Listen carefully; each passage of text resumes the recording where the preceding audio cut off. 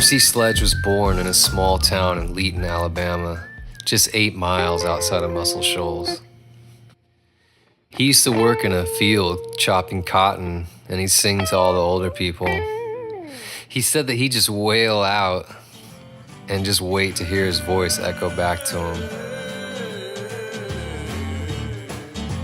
Everyone that heard him sing said, "Your voice is going to be heard all over the world." He never believed him. Percy also worked at a local hospital as an orderly and he used to sing to the sick people, and he said that he got a kick out of it because he'd see him smiling up there and starting to feel better as he sang. One night he got invited to sing at an Elks Lodge in Sheffield, Alabama. And it just so happened that night Quinn Ivy, a local famous disc jockey at WLAY, and a music producer was in the audience. He heard Percy sing a song and he loved the feel and the melody of it. Afterwards, Quinn approached Percy and he said, "Hey, would you be interested in recording that song?" And Percy, despite having no experience in the music business or in the music studio or recording at all, he agreed. Percy showed up to the studio and he said that he was shaking like a leaf. He said he was so scared.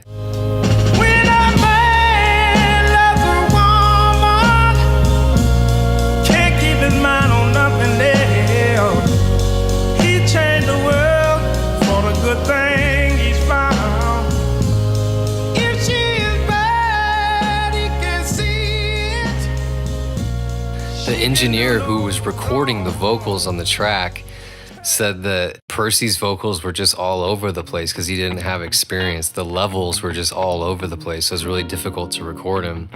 And back then, you didn't have the digital equipment that we have now where you can literally record line by line and cut in and cut out very easily. What the engineer ended up doing was he had to literally ride, so he was holding the recording knob, the volume of it, so if Percy got too loud, he'd turn it down, and then if he got, too quiet, he'd turn it up. And it was literally this art form, and they had to go take after take after take until they finally got into a groove where it sounded awesome and they got that perfect take. Once the song was finished, Quinn heard it and he knew he had something really special on his hands. So he called a nearby studio called Fame Studios and he spoke to Rick Hall and he said, "Hey, Rick, I got something really special." He said, "Do you know where we could, get a deal for this guy?" Rick heard the song and he loved it and he said, "Yeah, I know who to call." So Rick picked up the phone and he called Jerry Wexler at Atlantic Records. Jerry picked up the phone and Rick said, "Hey, Jerry, I got something really special on my hands and told me to call you when I had something special." Rick started playing the song through the phone and Jerry heard it and absolutely loved it. He agreed to distribute and press that record. And once that record hit the radio, it was an instant hit. It was on the #1 Billboard charts for 4 weeks in 1966, and for the year of the Hot 100 Billboard 1966, it was #5. The song has been heavily covered, such as artists like Jerry Lee Lewis, Bette Midler, Michael Bolton, just to name a few. So despite having the inexperience of recording, he still came in and made an incredible song. When a Man Loves a Woman is still revered as one of the biggest classics in the business today. And some people may say that he was in the right place or it was the right time or he just got lucky. But regardless, despite being scared, he followed his soul and blessed us with an amazing song.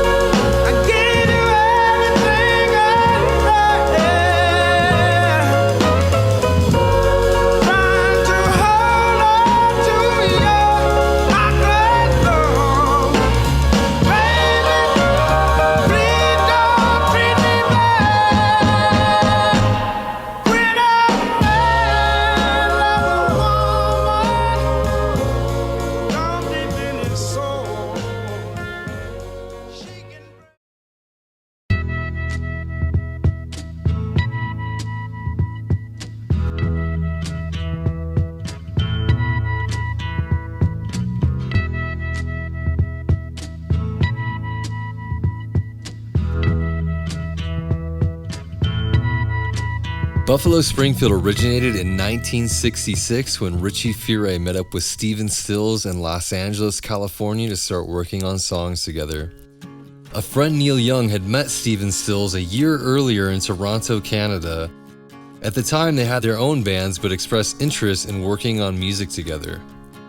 Neil Young then met bassist Bruce Palmer, and after a record deal fell through for them, they set out to Los Angeles to find Stephen. Neil, without having a phone number or address for Stephen, was serendipitously spotted while stuck in traffic in LA. Stephen noticed Neil Young's huge black Pontiac hearse. Stephen flagged down the car, and sure enough, Neil Young and Bruce Palmer emerged.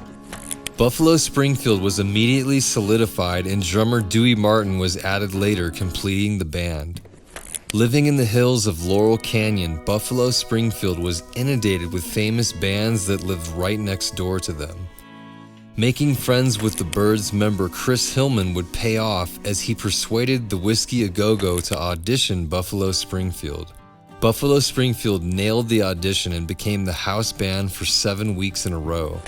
These series of live performances solidified the band's reputation for live shows and attracted loads of interest from record labels. Sonny and Cher's management team, Charles Green and Brian Stone, saw Buffalo Springfield perform and absolutely loved them. They pushed hard to represent them as their managers. Buffalo Springfield finally agreed, and they got a 4-album record deal with Atlantic Records and a $12,000 advance. The first album was set to be recorded at the famous Gold Star recording studios, and despite little experience, Charles Green and Brian Stone were producing and recording the album for Buffalo Springfield. The band was unhappy with the recording after it was done, and they said that it didn't really reflect the intensity of their live shows. The band asked that they re-record the album, but the record label, not wanting to miss out on the Christmas season, the record label really insisted that they release the record how it was. During this time, the Sunset Strip in the 1960s saw a flurry of young kids, hippies, and music lovers flocking to all the music venues nearby. This influx of traffic started bringing lots of noise, underage drinking, and loitering, which really upset the local residents and business owners, which became infuriated with all the commotion, and they band together to create a strict 10 p.m. curfew and loitering law in an effort to reduce the foot traffic. The young music lovers saw this as an infringement of their rights and started protesting against the curfew law for weeks. On November 12, 1966, a local radio station made an announcement that there would be a huge gathering to protest at a venue called Pandora's Box on the Sunset Strip. This night rallied large numbers of protesters, and Stephen Stills happened to be a passenger in a car heading toward the protest. Stephen said that a bunch of kids gathered on the Sunset Strip and said, "We aren't moving." Then about 3 busloads of Los Angeles police showed up who looked very much like stormtroopers. The cops on one side and the kids on the other side. The kids started teasing the cops, chanting and shouting at them. It became very tense. The fire department showed up and was side by side with the police. Finally, the tension erupted with a full-fledged war on the protesters. The fire department turned hoses onto the crowd to try and get them to disperse. Stephen told his friend who was driving to turn around. "Ain't nothing good gonna come from that." Stephen immediately started writing down his experience of exactly what happened in lyrical form as he was heading back to his home to get his guitar. As they pulled up to his house, he had the words half written in his head, and he wrote this song in almost as quickly as he could excite the story of what happened to a guitar riff that he had already been messing around with. He said he wrote this song in about 5 minutes. Then Neil Young came along with his distinct 2-note harmonic bell-sounding guitar plucks that made the iconic sound of that song. They played this song live, and everybody loved it. Buffalo Springfield would then meet with the head of Atlantic Records, Ahmet, to show him new songs they had been working on for their next album. After they played all their songs, Stephen, not even having a title for this song yet, said, "Hey, Ahmet, here's one more song for what it's worth." He played it for Ahmet, and Ahmet absolutely loved it. They immediately recorded the song at Columbia Studios in December 1966. It was released just a couple weeks later, and a few short months it became a national hit, making the top 10 Billboard charts in 1967. Ladies and gentlemen, say good evening to Buffalo Springfield. This song has become the anthem for protesting anti-war, and it's a staple of period piece films about 1960s America, and often used as a common shorthand to quickly establish the atmosphere of 1960s counterculture movements and protests. It's been featured in such films such as Forrest Gump, Lord of War, and Tropic Thunder, just to name a few. It's been covered by many artists like Led Zeppelin, Cher, Ozzy Osbourne, The Staples, Rush, Tom Petty, Kid Rock. Even Public Enemy sampled it for their hit song He Got Game, and there's countless covers of it on YouTube. For What It's Worth is a true timeless classic and no doubt attributed to the mega cult following and induction into the Rock and Roll Hall of Fame. Who would have thought that Stevens' quick Sunset Riot encounter would yield the Buffalo Springfield a song and lyrics from one of the most prolific tracks in rock history that only took him about 5 minutes to write. What it is ain't exactly clear. There's a man with a gun over there, telling me I got to beware. I think it's time we stop, children. What's that sound? Everybody look what's going down.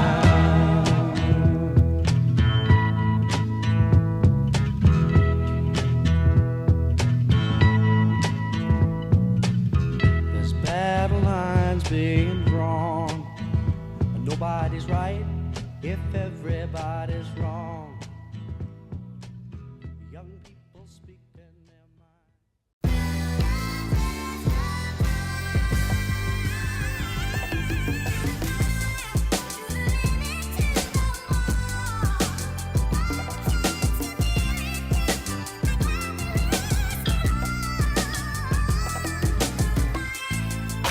Today we're diving into the powerful story behind one of Kanye West's most iconic songs, Through the Wire, what led to its creation, and how it became a defining moment in hip-hop history.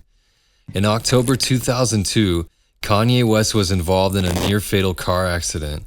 He was driving home late at night when he fell asleep at the wheel, resulting in a crash that left his jaw shattered in 3 places. After undergoing emergency surgery, Kanye found himself facing a daunting recovery process, but his spirit remained unbroken. While lying in the hospital bed with his jaw wired shut, Kanye heard a Chaka Khan song called Through the Fire. He said that the song really helped him through his healing process. He then recorded his song using the sample Through the Fire from Chaka Khan with his mouth still wired shut, which gave the song this unique and raw emotional edge.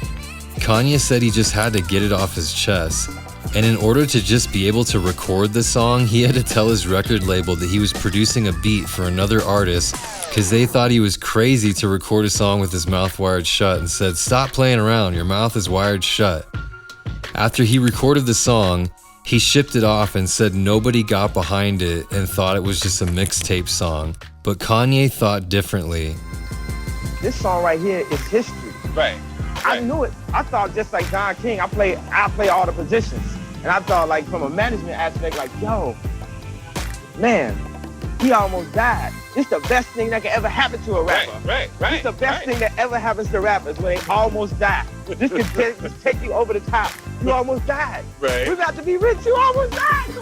The execs at Rockefeller finally gave in after he convinced them to let him make his own album as a rapper. The song was released in 2003 as a part of his debut album, The College Dropout. Through the Wire quickly gained traction, becoming one of Kanye's most critically acclaimed songs, and it signified his personal struggles. Through the Wire was more than just a song. It was a testament to the power of creativity amidst adversity. It established Kanye as a formidable force in the music world and helped redefine what it meant to share personal struggles through art. It's truly incredible what one's capable of achieving regardless of having physical challenges. Kanye West truly proved that if he can make a hit record with a fractured jaw and wired shut mouth, then you too can use your drive and will to create something amazing for the next generation to hear. I just sipped the scissor.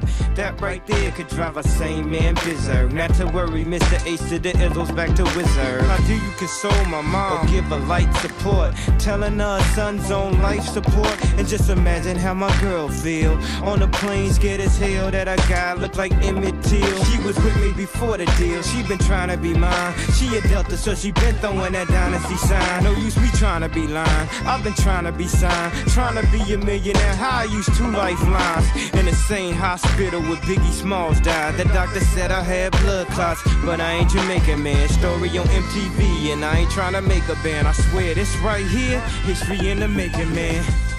I really apologize to everyone right now if it's unclear at all, man. They got my mouth wired shut like I don't know. 1, 2, 3. 1, 2, 3.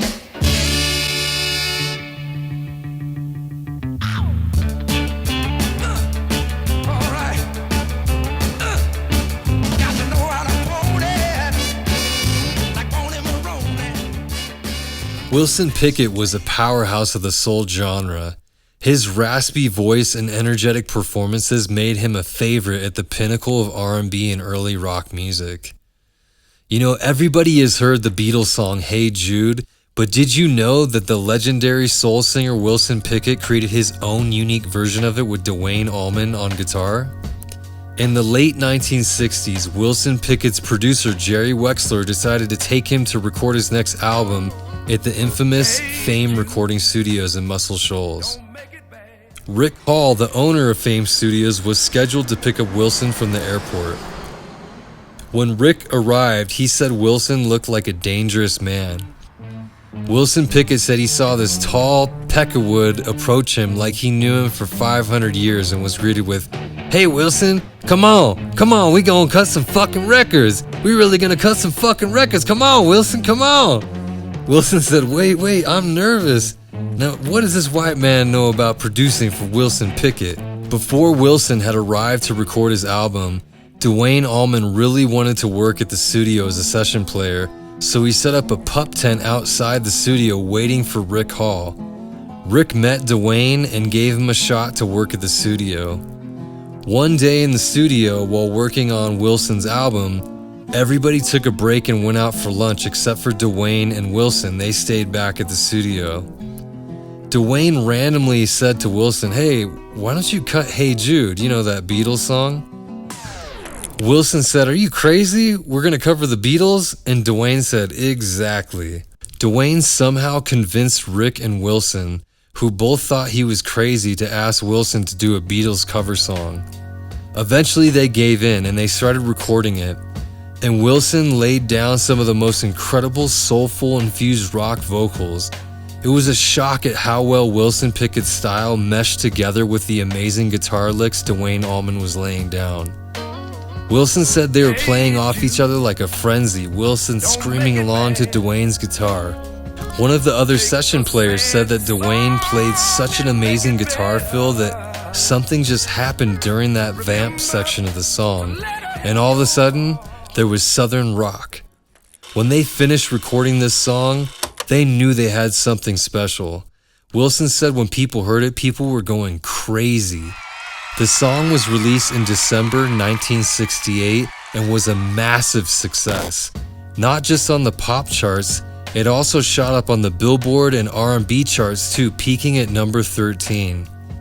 You know, it's truly magical when you get a group of musicians together in a good flow of energy and open to creating something new. What true magic can unfold?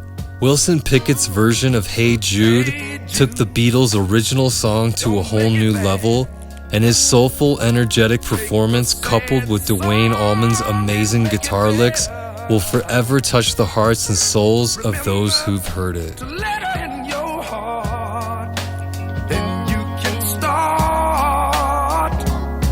Make it better. Hey Jude, don't be afraid. You were made to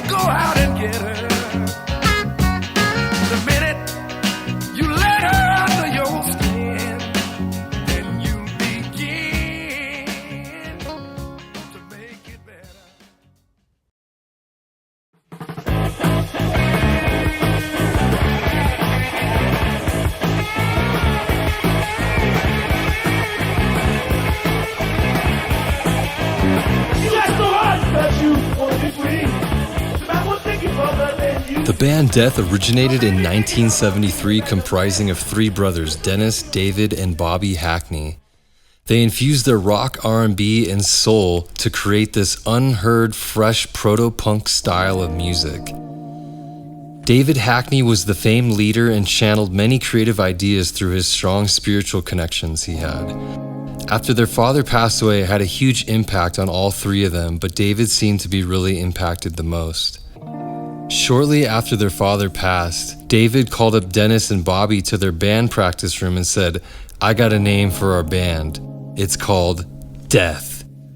Bobby and Dennis were like, He explained the name has shock value because death is real, and I want to put a positive spin to the word death because it's no different from birth, it's just an evolution of life. He had so much conviction in using that name that Bobby and Dennis, even though they didn't like it, went along with it anyways. After writing enough songs for an album, they felt they were ready to start recording their album. They auditioned for Brian Spears at Groovesville Productions in 1974, and he loved them.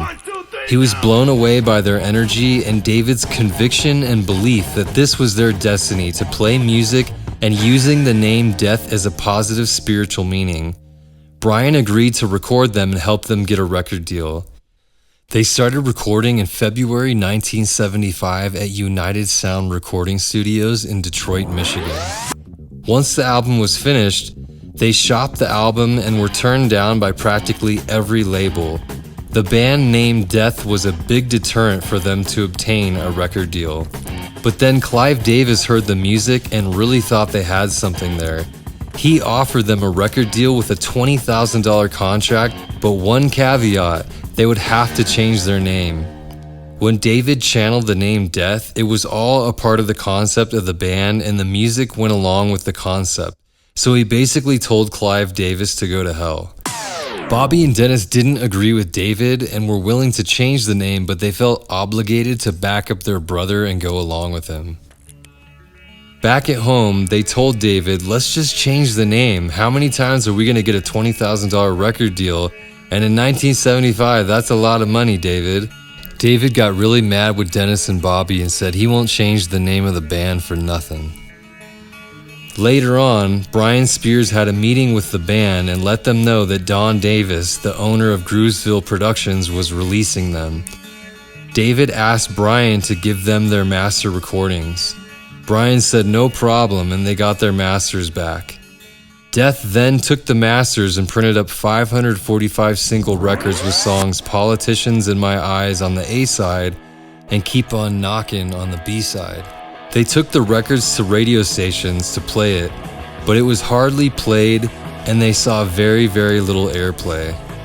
Most of the radio stations were rejecting them due to the band name Death. They gave the remaining stack of records to their friend Don Schwenk as a payment for the artwork he had created for them and in the hopes he would pass them out and promote the band. After no luck getting the band's music out there, they decided to quit the band and hardly spoke about the Death music to anyone. David Hackney eventually developed a drinking problem over the years, and his cigarette smoking added to his health decline. David slowly started dropping prophetic messages to his wife and family that he was going to be leaving this earth. One night he told his wife, the music he made with the band Death won't be heard by the world until after he dies. Then, after Dennis's wedding day, David told his mother, when she gets home, get ready to bury one of her sons. And he gave the master recordings of the Death album to Bobby and said, I want you to hold on to these. He told Bobby, I want you to have these recordings for when they come looking for them. In 2000, David tragically passed away from lung cancer. Now this is where the story gets interesting. Fast forward to 2008, Don Schwenk, the guy who was given the stack of Death records as payment for his artwork, went into the Car City record store and told the owner, Matt Smith, hey, I got a record that you might be interested in from some friends of mine in college. He said, I was supposed to help promote them and, hey, it's never too late. So he gave him a box of the records and said, take these home and, give it a listen. Matt listened to it and loved it. A musician later came in named Ben Blackwell who grabbed a copy of the Death single from Matt's record shop. Matt then heard that this Death single was very rare and worth a lot of money, and he listed the record for sale on eBay. A record collector named Robert Manis heard the song Keep On Knockin' on an obscure unknown punk band's from 1976 to 1982 compilation album and was blown away. Robert wanted to find the record and searched for it on eBay and found Matt's listing of it for $800 and he bought it. Then Henry Owens, the owner of Chunklet.com, got digital copies from Ben Blackwell, who uploaded the songs to his website in April 2008. Then, by sheer coincidence, Bobby Hackney's son, Julian, had a roommate in LA who came home one day and was going on and on about, hey, oh my God, there's this band called Death and how she found them and how great they are. So Julian did a search and found the Chunklet website and the posts about the band Death with 2 songs from the 45 single record. The first song he listened to was Politicians in My Eyes, and he immediately knew it was his father singing. Julian then called his dad and said, "Dad, why didn't you tell me? This music is amazing. Did you know they're playing your music in all these underground parties here in LA?" Soon, all the Hackney sons started spreading the music around to their friends, and they posted it on blogs, which started spreading all over the internet. That record collector, Robert Manis, who bought the record from eBay, then got it into the hands of Ryan Murphy at Drag City Records. Drag City wanted to reissue the single, but was curious if there was an actual whole album or if the band was even still alive. Then Bobby and Dennis got a call from Drag City Records, and they told them that they did in fact have a complete album recorded, and the masters were still sitting up in the attic. Drag City then made a deal with Death to release the album. The album Death for the Whole World to See was officially released in February 2009. The album received overwhelmingly positive reviews. The band's musicianship and originality really shines through with the album's unique blend of proto-punk, garage rock, and hard rock elements. It was way ahead of its time. Death was truly brought back to life with this incredible story and the amazing rockin' recordings that the whole world can now see and hear today. Some may say it was happenstance that an album that was collecting dust in an attic since the late 1970s could ever be revived and shared with the world almost 35 years later. But David Hackney had a vision and a dream that his 2 brothers are now living out, and I'm sure that David had a hand in helping to get this album out and finally heard.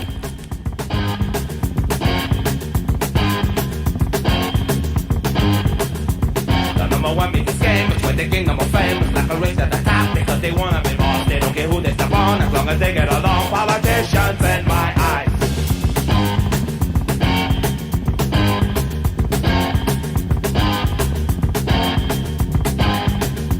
They could care less about you, they could care less about me. As long as they are put in the place that they want to be. They're always wearing false smiles, I guess they go with the style. Politicians in my eyes.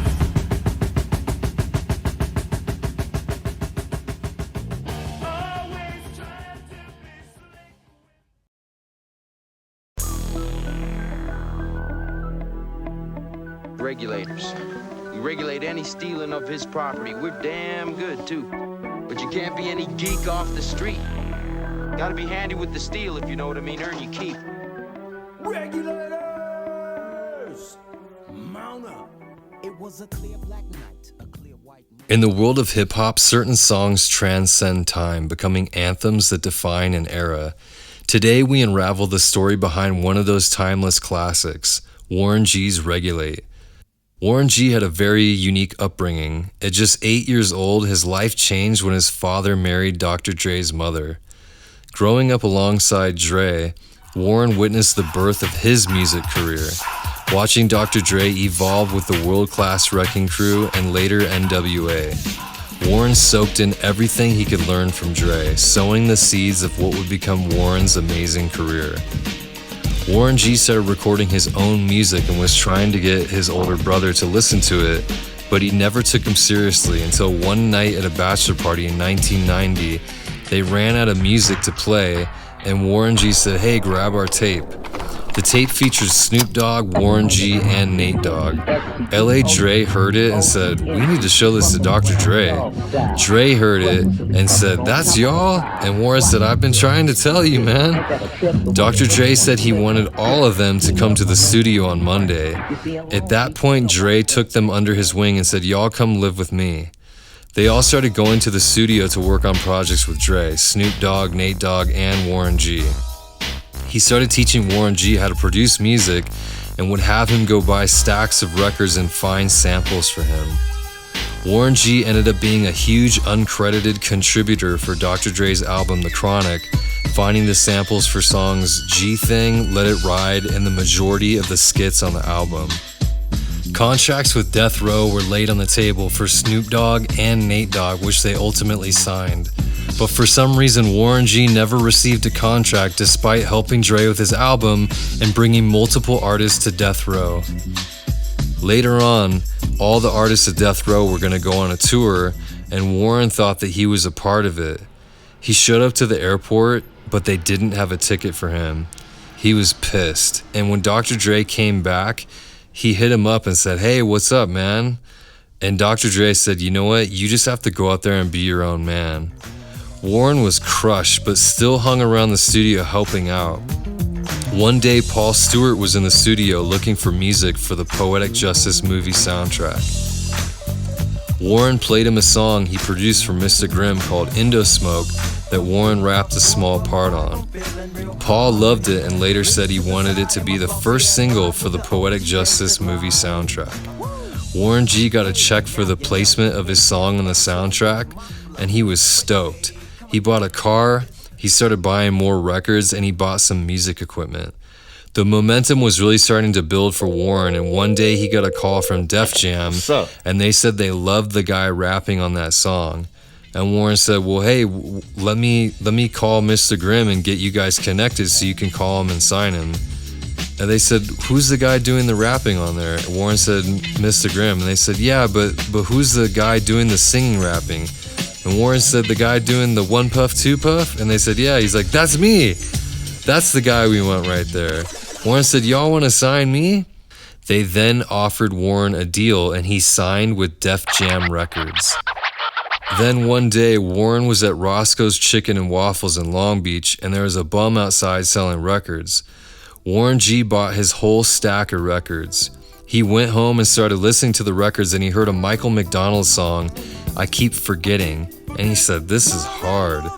He then sampled the song in parts on his MPC 60, added drums, and added keys. He called up Nate Dogg and said, "Yo, I got this record you gotta hear." Nate heard it and said, "Damn, that's hard, Warren." They started recording right in the closet of Warren's Long Beach apartment. Warren said, "Let's do the same thing like Dr. Dre and Snoop did on G Thing. I do 4 bars, you do 4 bars until we do a 16-bar verse." Warren freestyled his first verse, painting a picture of what he goes through in life loosely based on real events. He spoke about shooting dice on a corner and getting jacked, and Nate, flowing off his energy, was speaking about riding on fools that were tripping on Warren. When it came to the chorus, they got stuck, and it was sounding so good, he said, "Let's just keep flowing and put a music break in there and let people think about what we just said and give them that imagination." So there is no chorus. The name Regulate came later. Warren G said if there was ever a problem that they'd have to regulate that. And that was an expression that they used in their inner circle. So Warren said, "Hey, why don't we call the song Regulate? Because that's what we're doing right now." Then Warren said later he was watching a movie, Young Guns, and the guy just so happened to say regulators. And he said, Work for Mr. Tunstall as regulators. We regulate any stealing of his property. We're damn good, too. Mr. Tunstall's got a soft spot for runaways, derelicts, vagrant types. But you can't be any geek off the street. Gotta be handy with the steel, if you know what I mean. Earn your keep. He ended up chopping the movie samples and pieced them together for the intro of Regulate. When he finalized the song, he took it to a bunch of his friends and they all loved it. Then he took it to Dr. Dre, and Dre said, "This ain't it," and he isn't messing with it. Later that night, Warren took the song and played it to Mike Lynn in the car. Mike said, "This is hard," and asked Warren if he could take the tape to Jimmy Iovine. Then Warren got a call back and they said they wanted to use Regulate as the first single on the Above the Rim movie soundtrack. Regulate then was released and sold 4 million copies in the first week. The song peaked to number 2 on the Billboard Hot 100 charts and became an instant hit. Regulate brought smooth rhythms and feel-good vibes that was different from the gangster rap everyone was hearing and opened up a new lane for a larger audience. Not only did Warren G bless us with an incredible song, but he birthed the G-Funk genre and sound that everyone has heard and still loves to this day. The LBC on a mission trying to find Mr. Warren G. Seen a car full of girls, ain't no need to tweak. All of you search know what's up with 213. So I hooked Select on 21 and Lewis. Some brothers shooting dice, so I said, let's do this. I jumped out the rock and said, what's up? Some brothers pulled some gas, so I said, I'm stuck. Since these girls peeping me, I'm gonna glide and swerve. These hookers looking so hard, they straight hit the curve. On to bigger, better things than some horny tricks. I see my homie and some suckers all in his mix. I'm getting jacked, I'm breaking myself. I can't believe they taking Warren's wealth. They took my rings, they took my Rolex. I looked at the brother, said, damn, what's next? They got my homie hemmed up and they all around. Can't none of them see him if they going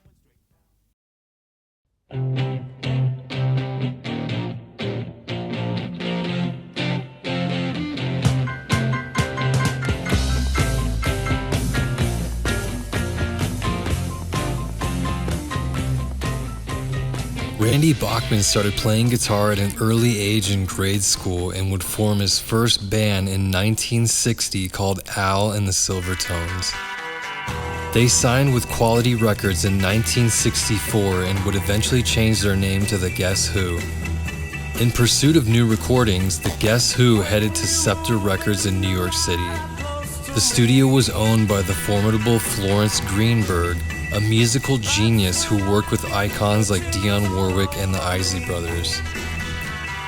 At Scepter, they met Stanley Greenberg, Florence's son, the studio's engineer. What made Stanley unique was that he was an amazing blind engineer who came to work every day at the studio with a white cane, white button-down shirt, a tweed tie, tweed jacket, tweed pants, and they were all wool. Mind you, these were blistering hot summer days in New York City when everyone was wearing shorts and t-shirts. Randy was really enamored with Stanley and asked him, "Why are you wearing a full-on wool suit?" And Stanley replied and said, "I want to be like the Beatles producer, George Martin." Stanley would always leave the studio at 10 p.m. every night, and Randy asked, "Why do you leave at exactly 10 every night?" And Stanley said, "'Cause I have to take the train home." And Randy said, "Doesn't your mom own this whole building? Why don't you just stay in one of the rooms?" Stanley said, "I'm on my own and I have to take the train and bus home."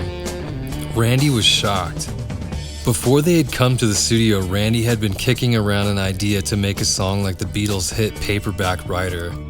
So Randy, being enamored with Stanley, said, "Hey, I want to write a song about you and call it White Collar Worker because you wear a white collared shirt every day." He then said to Stanley, "Can I walk home with you and see how you get home and come to work every day?" Stanley agreed, and like clockwork at 10 p.m., Randy followed Stanley to the Grand Central train station. Randy said, "How do you get to the Grand Central station?"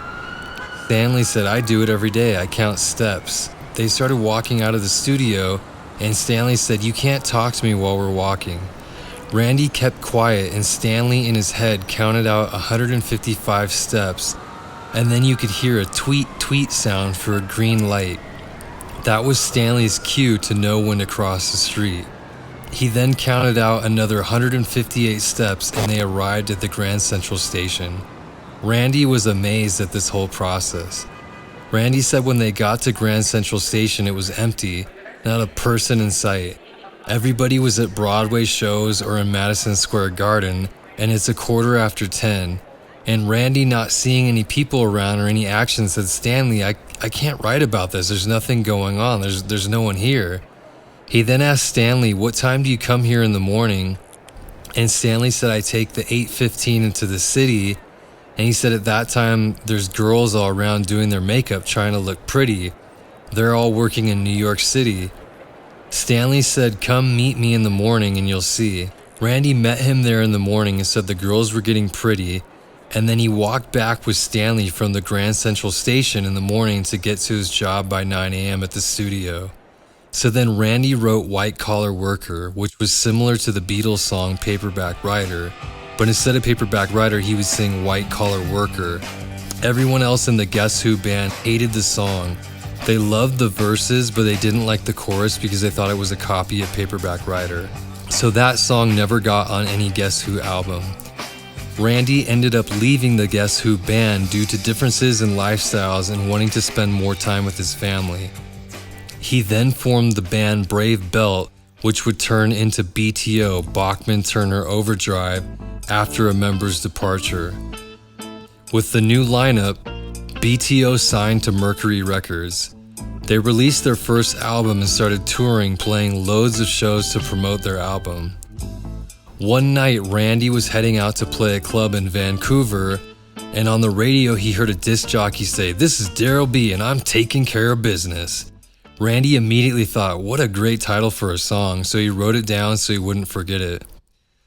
He arrived at the gig, and when they were playing their last set, Fred Turner, Randy's bandmate, with a hoarse voice said, "I can't sing the last set. I lost my voice." Randy, only singing backups and harmonies, knew he had to sing but didn't know what to do. Randy tried singing a Bob Dylan song, and it didn't work well with the audience. The club owner said, "Get them up dancing. It's the last set and I want to sell my booze and I want to sell my liquor. Get them up dancing." Randy kicks it off singing Oye Como Va, and since he didn't know Spanish, he did a Ukrainian version in his mother's native tongue because she is Ukrainian. The crowd starts dancing and the club owner was pleased. He notioned to Randy that it was working and to keep it going. Don't stop or they'll sit down. A light bulb went off in Randy's head and he thought, for the next song, why don't I do White Collar Worker, but I can take what Daryl B said of taking care of business instead of saying White Collar Worker for the chorus. So that's what he did. He hit the first riff of the first ever heard Taking Care of Business, improvised off the cuff. He gets to the chorus and sings Taking Care of Business and the crowd loves it. It was so rockin', they ended up playing it for about 25 minutes long, and they ended the set with that song. After the set, Fred Turner said, "That's a great version of that song. We should record it and you should sing it." They went into the studio to record their next album, and Taking Care of Business was slated to be recorded. One day in the studio cutting the album, they finished recording Taking Care of Business and were about to head home when they heard a knock on the door. Randy opened the door and it was a pizza delivery guy who said, "Hey, did you order a pizza?" And Randy said, "No, it's probably War or Steve Miller Band." So the guy left, and a few minutes later, there's a knock on the door again. Randy opened the door and it was the pizza guy again. He said, "Hey, I got rid of the pizzas and I'm a piano player. I don't always deliver pizzas. I'm a piano player and it sounds like your song needs a little piano. Can I have a break and try playing piano on the song?" Randy said, "Well, I know Little Richard and Elton John. I don't know who you are, but I'd rather have them on it than you." He said, "Come on, man, just give me a break." Randy finally said, "Okay, we'll give you a shot. You get one take, then we're going home. We've been recording for 14 hours straight."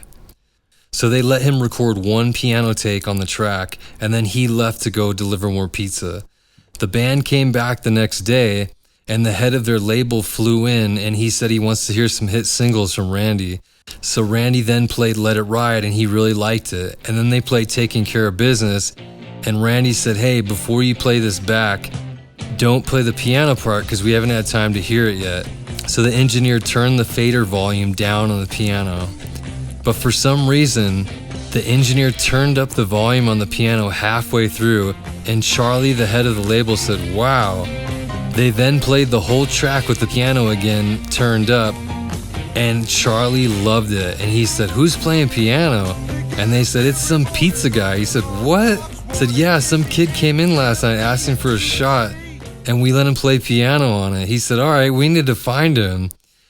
It took a little bit of detective work because the Steve Miller Band said they didn't order any pizza, and Ward didn't remember where they got the pizza from. So after phoning all the pizza places in the local area, they finally found the piano player, and his name was Norman Durkee.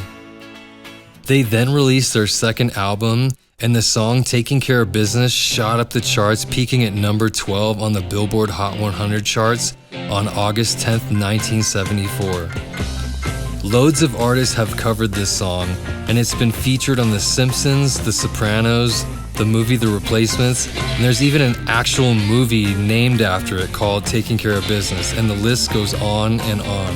What an incredible story of how the song Taking Care of Business finally came together, from the inspiration of the Beatles song Paperback Writer to writing the lyrics by following around the blind studio engineer Stanley Greenberg, then changing the chorus off the cuff at a live gig, to the synchronistic encounter from Norman Durkee delivering pizza one night and asking to lay down a piano track that would take this song to a whole new level.